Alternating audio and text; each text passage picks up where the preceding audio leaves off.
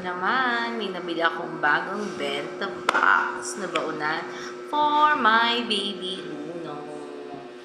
Diyan, meron siyang 4 compartment. Ito, meron din siyang lock. So, pwede kang maglagay dito ng kanin. Tapos, another lock. Para dito naman yung ulam or snacks. Tapos, may libre na rin siyang kutsara at tinidor. Then, meron na din siyang, may lock na rin siya dito para hindi siya mag-spill. Kaya, bili na kayo guys. Send ko dyan yung link para makapag-avail kayo.